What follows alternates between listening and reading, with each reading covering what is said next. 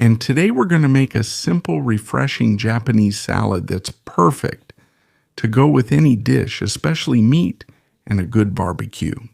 And we'll start with 1 large onion or 2 medium ones, but the amount is to taste. Cut it in half. I prefer to slice it very thinly along the side of the onion. I think it gets thinner and looks better, but you can cut it however you like.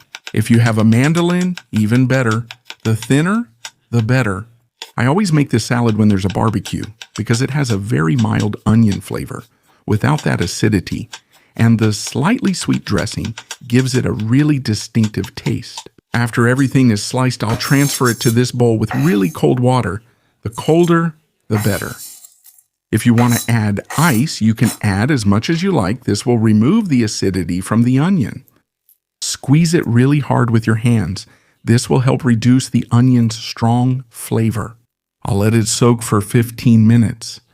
Meanwhile, let's prepare the delicious sauce with a tablespoon of mirin, 2 tablespoons of soy sauce, 1 tablespoon of sugar. If you want it less sweet, add half and then adjust. 1 teaspoon of toasted sesame oil, 1 teaspoon of katsuobushi, which is bonito flakes. You can find it in Asian stores.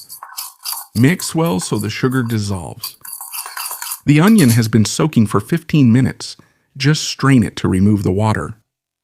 Now for sure the onion has a much milder flavor.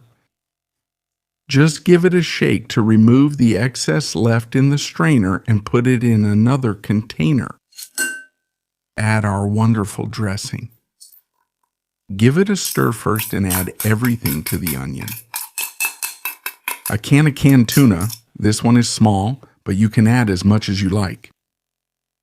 Mix everything until the dressing coats all the onion and the tuna.